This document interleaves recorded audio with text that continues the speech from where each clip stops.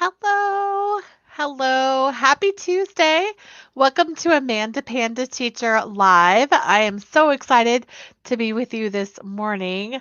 Oh, it's a sleepy morning for me. I found myself yawning a few times in class, so I can't wait to pop down to my kitchen and grab my coffee. How was your morning? Was it a sleepy morning for you too? I'd love to hear in the chat box how many classes did you teach? Did you have a good morning? I had 5 classes my normal Tuesday morning. I did have a student book short notice because I had one slot open. It was a student I had never seen or taught before. I actually don't very often teach students that are brand new to me. I teach a loyal crew of regulars that fill all my slots, but I had a cancellation.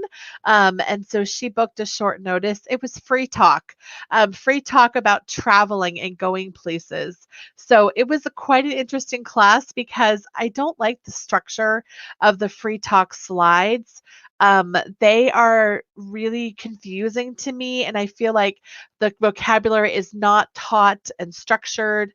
The conversation's a little difficult if you use the slides. So I really do my own thing.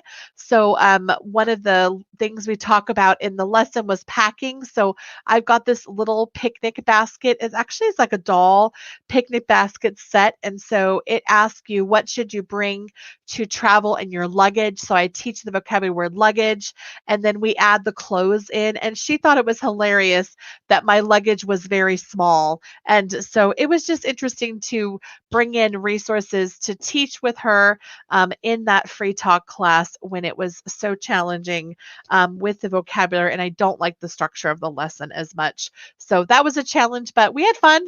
It's fun. I love talking about traveling, so it was really fun to speak with her about that. So, hey, hi to people here in the chat. Angie says she had 8 classes and they all showed. Oh my goodness, I just did my normal 5, which is plenty for me. So glad to see you. Welcome, Angie.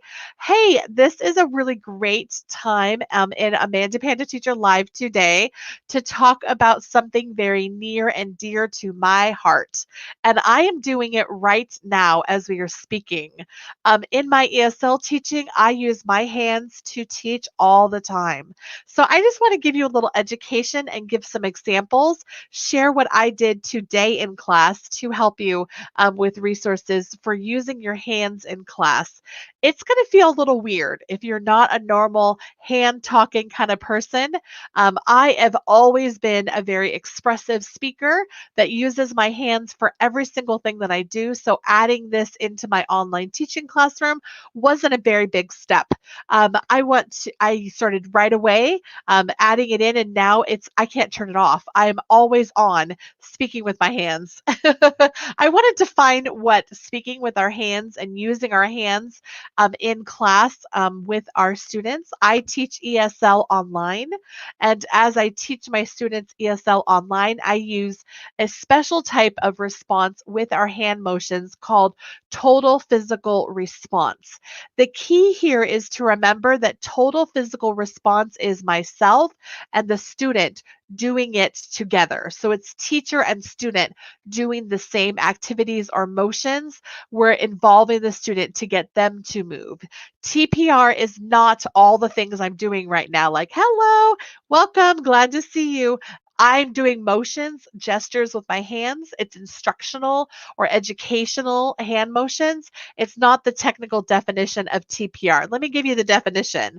Total physical response, or TPR, is the method of teaching language or vocabulary concepts by using physical movement to react to verbal input.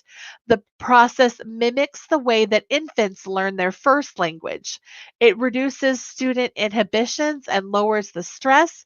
The purpose of TPR is to make a brain link between speech and action to boost the language and vocabulary learning. And I love that definition. It is definitely a tool in my toolbox. For example, this morning I was teaching my student all about the words that are about size and shape of things, like biggest, longest, and smallest. So she was really struggling with the pronunciation of those and this to say them. So I used TPR with her. I had her use her hands and body to make biggest. So we made biggest, smallest, shortest. We measured here, longest. So I used a writing whiteboard to say the pronunciation part, and I used the TPR to connect the brain to what we were doing in the motions. And she was able to get it. It was a big success.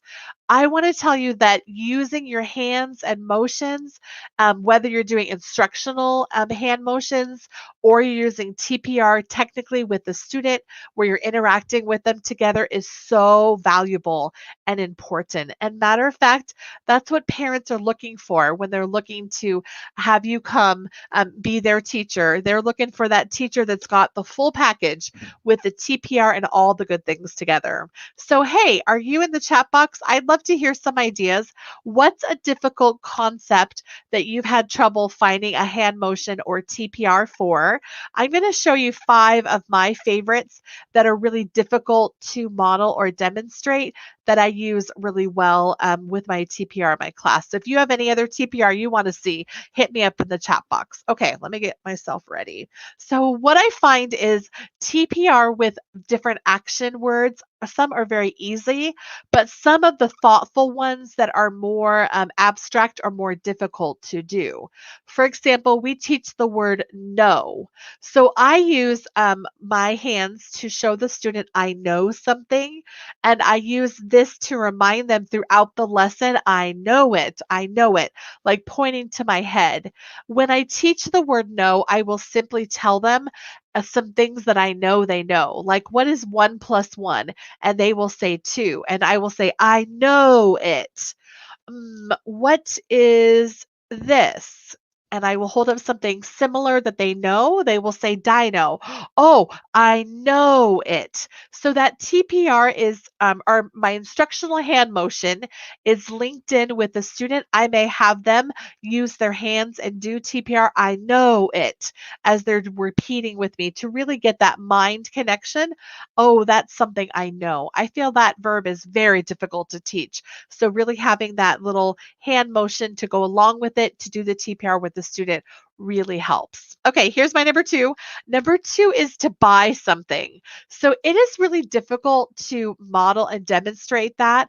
I use my hands to do that. So I will often grab a few dollars. I use dino dollars in my class. I will put my dino dollars out, and then I will say to buy something. Here's Dino here. I will put my dollars out, and then I will switch and take back. So I'm using props and my hands all together. If I don't have the dollars, I don't have all those, I'll just say to buy something. I will buy something while shopping. And that's my little TPR for shopping at the store. So what I've built up is a catalog of all these different hand motions that mean things to my students. Here's number 3. Number 3, I use my hands for the sounds that I teach in the phonics skills. So if I'm teaching them a consonant vowel consonant word like cat, and I have the initial sound and then the blend part of the at, I will say k, at, and then I will go like this, cat, b, at, bat, at, fat. So I will actually encourage the younger kids who are interested to do that with me. I'll hold up my hands and I will use that blend. So powerful. Okay, that's number 3. Number 4. Number 4 is sentences. Oh my goodness. I have a student that does not speak any sentences.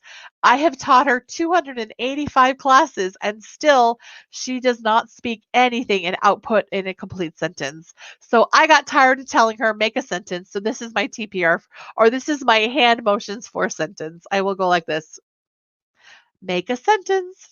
And then sometimes I won't even say it. I'll just look at her and I'll be like, and she knows, give me a sentence, girl, because I'm not going to let you off the hook. It really takes a long time to get kids' brains to be trained, and that sentence one really helps.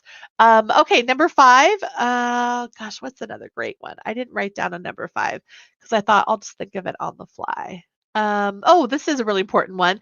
When you're teaching ESL, it's so important to have your student to be able to listen. So I use my hand very often, listen, or I touch my headphones, listen. So it's really important to really have that hand motions and use of your hands and TPR in your classroom. Hey, I want to answer any questions if you're in the chat. I'd love to hear from you. I hope that you're using educational hand motions and TPR in your online teaching classroom with your students. I am so glad you joined me for Amanda Panda Teacher Live, and I hope to see you again sometime. I go live on Tuesdays and Fridays. I'd love to be with you next time too. Hey, happy Tuesday. Have a great day. I will see you again soon.